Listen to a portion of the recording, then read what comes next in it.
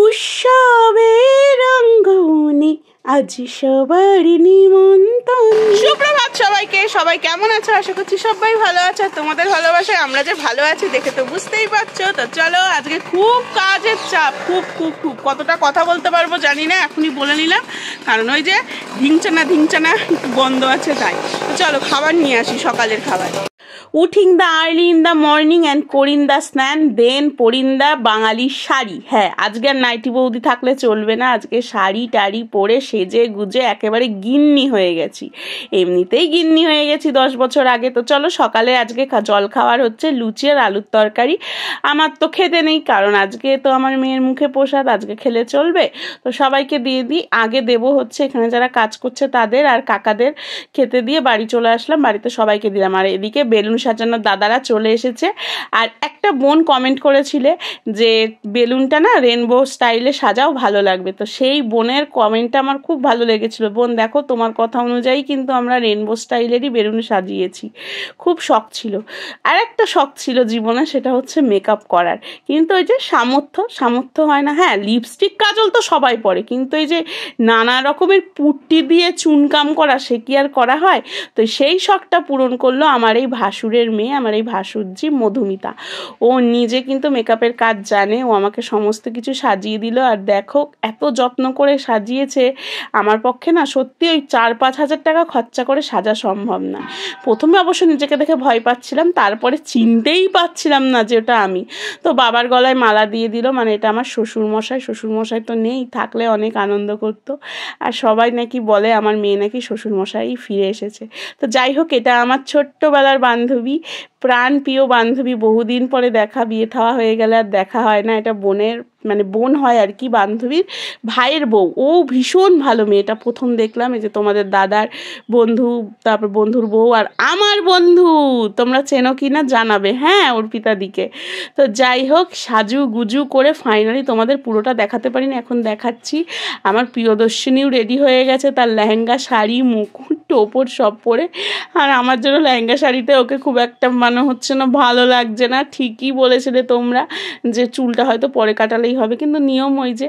তো যাই হোক, পেন, মাটি, টাকা সব দিয়ে সাজিয়ে দিলাম। খাবার রান্না করেছে আমার বড় যা, মানে বদ্দি, ওই সমস্ত কিছু করেছে। ওখানকার রান্না কিছু নেওয়া হয়নি পায়েস ছাড়া। এটা আমার ছোটো ননদ ছদ্দি। ওকে না কি বলতো, আমাদের প্রিয়দর্শিনী ভাবে বোধহয় মা, কারণ বলবে তো তোমরা আমরা দুজন কিছুটা এক না দেখতে।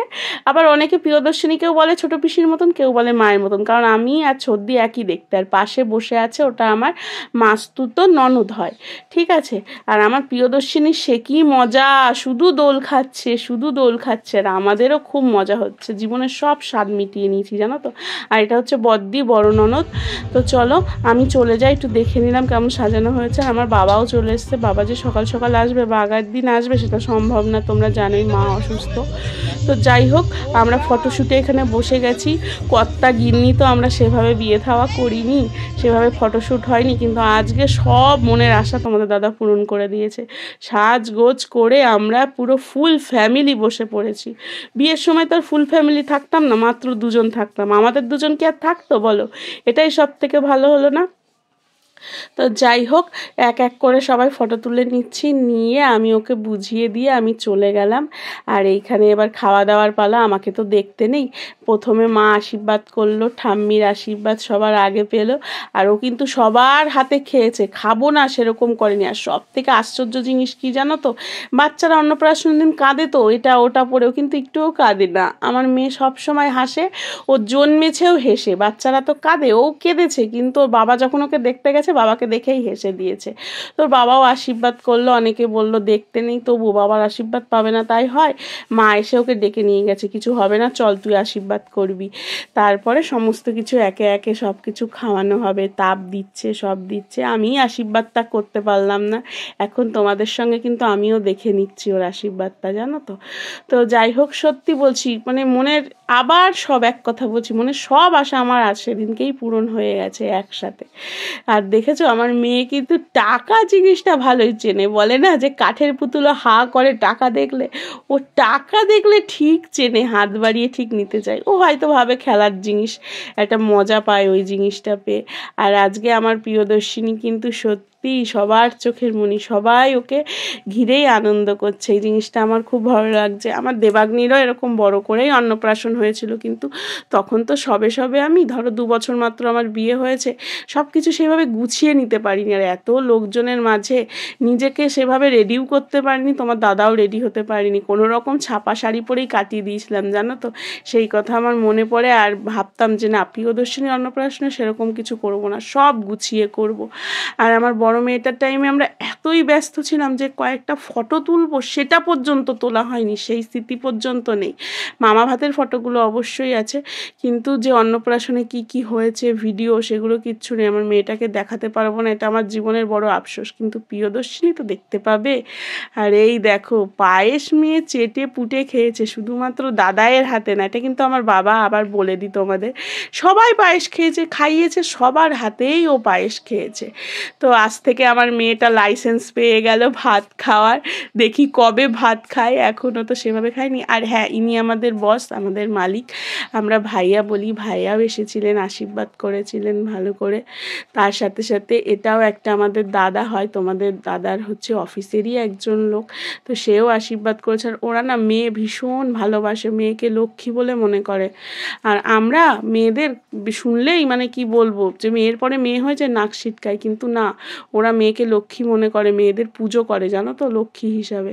আর আমার প্রিয়দর্শিনী খাবার দাবার দেখে এতদিন ভাবতো যে আমি খেতে পারি না, তোরা খাস, ও কিন্তু খাবার দেখলেই না হাত দেওয়ার চেষ্টা করতো, ওর মনে না একটা ইন্টারেস্ট হতো যেটা কি জিনিস, খেতে কেমন হয়। আজকে সেগুলো পেয়ে ও কতক্ষণে ধরবে, চটকাবে, এই জন্য অধীর আগ্রহে ছিল। তো যাই হোক, মুখে ভাত নিয়ে এক্সপ্রেশনটা দেখো কিরকম মুখের ভাব করছে ও। প্রথম খেলো বোধহয় খুব একটা টেস্ট লাগেনি ওর কাছে ওই দুধই ভালো, ভাবছে সব কী সব খাইয়ে দিচ্ছে রে বাবা আমাকে, আমি খাবো না। তাও যে আমার মেয়ে খেয়েছে এটাই আমার কপালের জোর, কাঁদেনি, মুখটা ভেটকালেও মেনে নিয়েছে যে না থাক, যে যা দিচ্ছে খেয়ে নি। তারপরে জল খেলো, সব খেলো। আর হ্যাঁ, এই যে দেখছো চামচে করে খাওয়ানো হচ্ছে, এটা কিন্তু রূপোর চামচ, এটা চর্দি দিয়েছে।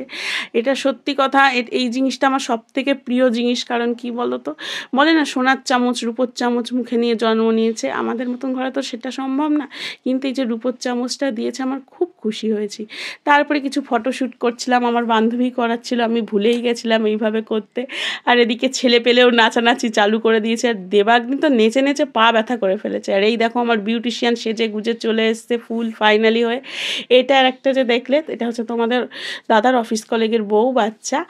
আর এই যে সবাই বসে পড়েছে, হালকা হালকা কিছু কিছু ফুটেজ এদিকেও নিচ্ছিলাম, জায়গাটা অনেকটাই বড় করেছে। যে আমার মাসির মেয়েরা, মাসির জামাই, সবাই এসেছিল, আমার মামারা।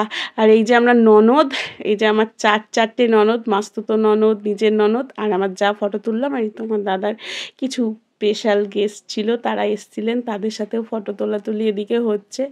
আর কার সঙ্গে ফটো তুলবো, কার সঙ্গে কি কথা বলবো, এই ভাবতে ভাবতেই আমরা শেষ। আর দেখো এই দাদার কোলে প্রিয়দর্শিনী এসে একদম ঘুমিয়েই গেছে, এত কমফোর্টেবল ফিল করেছে। এই নিয়ে সবাই একটু হাসাহাসি হচ্ছিল। তো দাদারা বেশিক্ষণ থাকেননি, অনেক দামি সময় থেকে একটু সময় দিয়েছে, এর জন্যই আমরা খুব খুশি। তো যাই হোক, আমার মনটা ওদিকে ছটপট করছিল, কারণ কে আসছে না আসে ঠিক করে কথা বলতে পারছি কিনা। আর এই যে হচ্ছে তোমার দাদার টিম, যাদের সাথে সংসার করে বলতে গেলে, মানে অফিস কলিগরা, তাদের সাথে ফটো তুললাম। এর মধ্যে একটা দিদিকে ভালো করে দেখানো হয়নি, দিদিটা ভীষণ ভালো, কলকাতাতে বাড়ি, দিদির নাম জানি না আমি, হ্যাঁ রাজভাইয়ার বউ। আর এই যে আমার একটা জা, এই জায়ের সাথে আমি ফোনে প্রেম করি, মানে এই জায়ের সাথে ঘন্টার পর ঘন্টা ফোনে গল্প করি জানো তো, সুখ দুঃখের গল্প। তো চলো মেনুগুলো একটু দেখিয়ে দিই তোমাদের। হয়েছিল হচ্ছে ভেজিটেবল চপ, তারপরে হচ্ছে কড়াইশুঁটির কচুরি, আলুর দম, চিকেন কষা, মাছ, পনিরের তরকারি, চাটনি, পায়েস, আর লটচমচম, রসগোল্লা। তারপরে নেচেছি, এই বিয়ের পর প্রথম নাচলাম, মান সম্মান জলাঞ্জলি দিয়ে। খুব স্বাদ ছিল, স্বপ্ন ছিল, যা ছিল সব পূরণ করে নিয়েছি, সমস্ত আশা পূরণ করে নিয়েছি, নেচে কুদে ফাটিয়ে দিয়েছি যাকে বলে, জানো তো। আর সবাই বলছে বাবা এই বডি নিয়ে তুমি যে নেচেছো, একসময় সোশ্যালে আমি নাচতাম, সবাই বলতো যে এ কি নাচ। সেই দিনটা মনে হয় যেন আবার ফিরে এলো, জানো তো। আর নেচে নুচে হাঁপিয়ে হয়ে গেছিলাম। তোমার দাদা বলছে দেখো আবার কিছু হবে না তো তোমার? আমি বলছি না না, কিছুই হবে না। আর এদিকে আমার ননদ মানে আমার ছোদ্দি খুব আমাকে মানে বলছিল নাচো নাচো, সর্বাণী কেন নাচবে না, দিদি ক্যামেরাটা করে দিয়েছে, জানো তো। আমি খুব খুশি হয়েছি যে আমার শ্বশুরবাড়ির লোকও যে আমি সেজেছি নেচেছি তাই নিয়ে কোনো সমস্যা হয়নি। সত্যি বলছি, আমার মনে যা আশা ছিল সব পূরণ হয়ে গেছে।